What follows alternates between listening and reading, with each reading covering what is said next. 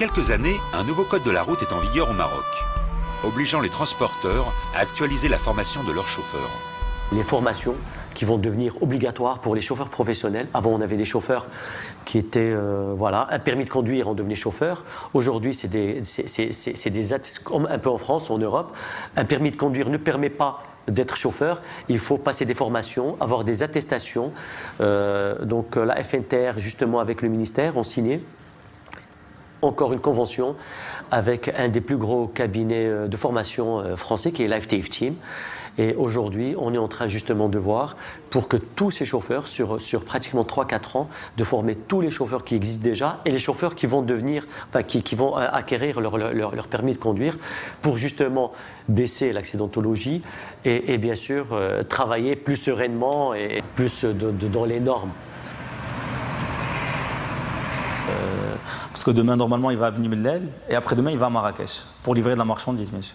Chaque année, on a un budget de formation où on refait la formation annuellement d'au moins 3 jours. Où on voit la conduite du chauffeur, on revoit la sécurité, les règles de la sécurité routière, on voit le code de la route, parce que si vous savez bien, le code de la route, il est tout récent, il a presque 1 an. Donc on essaie de refaire le code de la route. On voit la conduite économique, le comportement commercial, tout ça combiné sur 3 jours. Ou 2 jours d'apprentissage théorique avec une projection. Le 3e jour, c'est de l'apprentissage sur le terrain. C'est de la conduite matin et après-midi.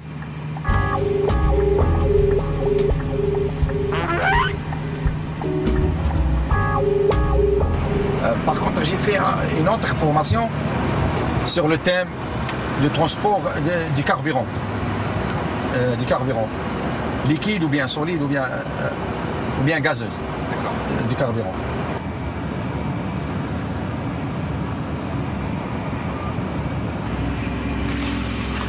Là aussi, il y a un autre souk qui se réunit chaque mardi.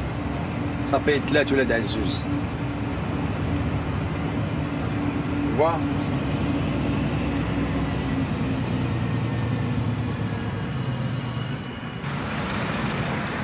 Pour Mohamed, fier de sa culture et de son pays, impossible de ne pas nous présenter un véritable producteur d'huile d'olive. Voilà. C'est de la nature. Là, il y a de la taouia. Oh, ça sent bon.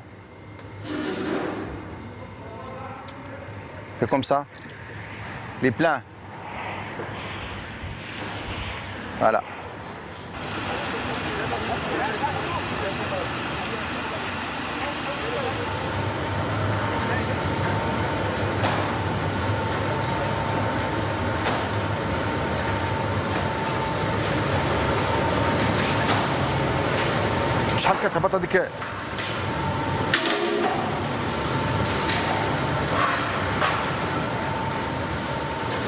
Le mélange que vous voyez là-bas, dans cette bassin, ils vont le mettre sur ces disquettes là que vous voyez. Et puis après, on doit le mettre sous la pression de cette machine là-bas que vous voyez là-bas.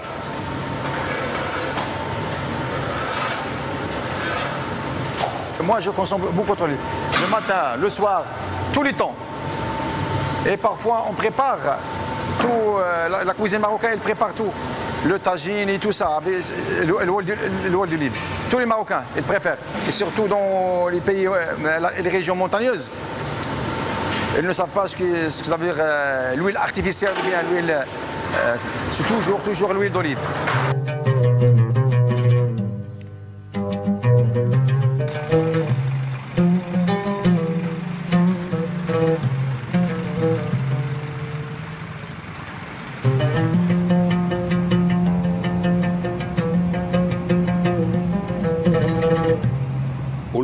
Commence à se dessiner le Moyen Atlas, qui s'étend sur 350 km de long. Nous voici arrivés chez le client, à Beni Mellal. Beni qui signifie fils, et Mellal qui signifie blanc, car la ville est située à 600 mètres d'altitude au pied du mont Tasmi.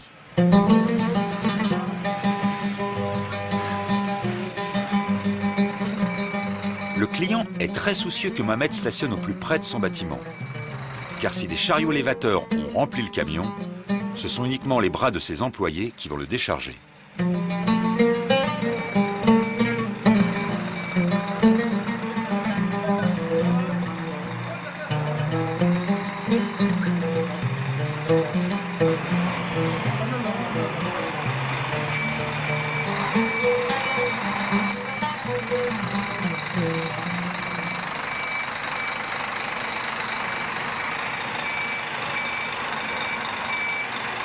Comme partout au Maroc, une salle de prière jouxte le bâtiment.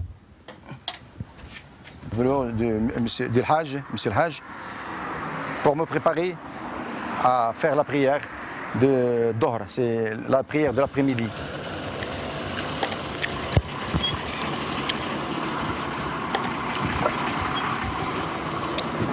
On doit lever les mains 3 fois, chaque membre 3 fois.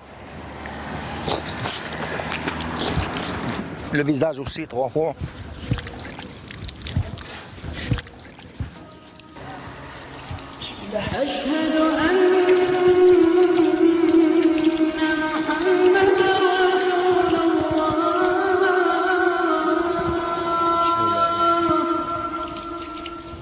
Allahu Akbar.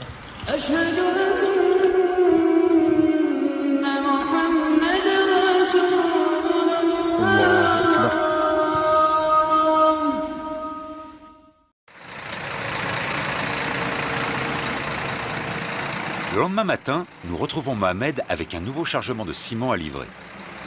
Toujours vers l'Atlas, mais cette fois-ci à Marrakech. Notre chauffeur est fier de conduire sur l'autoroute.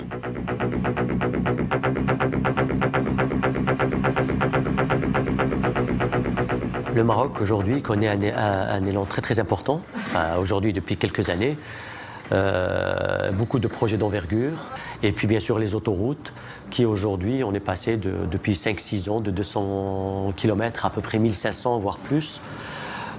Donc aujourd'hui Casablanca pour aller jusqu'à Tanger dans le nord, Agadir au sud ou Oujda à l'oriental qui est à l'extrême oriental du Maroc. Ça se fait en autoroute.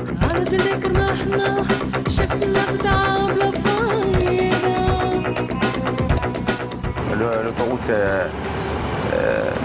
c'est une chose nouvelle pour les Marocains. Auparavant, on prêtait seulement le national, la route nationale, qui est un peu dans un état critique. Mais maintenant, on est un peu soulagé par l'inauguration d'autoroutes à travers le territoire marocain. On peut prêter l'autoroute de Casa à Tanger ou bien de Casa à Agadir, Fès à Oujda, c'est une très belle route.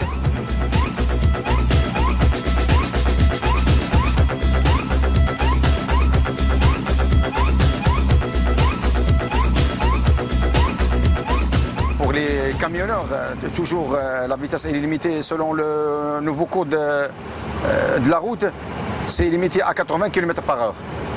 On ne doit pas dépasser 80 km/h. Alors un grand point aussi à noter, c'est le nouveau code de la route qui a permis bien sûr de baisser énormément le taux d'accidentologie au Maroc, qui est venu avec beaucoup de choses, les permis à points aujourd'hui. Qui dit permis à points dit naturellement arrivée de radars fixes et mobiles avec une grande vigilance de la police. À travers le long de l'autoroute, il y a toujours des radars et on trouve des points de contrôle de la part de la gendarmerie royale qui sont menés des radars ultra sophistiqués. En France, c'est 12 points. Au Maroc, la marge de points avant de se faire retirer le permis est plus grande. C'est toujours selon le nouveau code de la route. On a fixé, je pense que 24 points. 24 points. Par exemple, si on grille un feu rouge, si l'amende s'élève à 400 dirhams et 4 points de moins. Le permis à points, le code de la route, etc. ne va pas éradiquer l'accidentologie ou les morts sur la route, mais ça fera baisser parce que les gens, on le sait, l'expérience française et puis même ailleurs, suédoise, etc., ou suisse,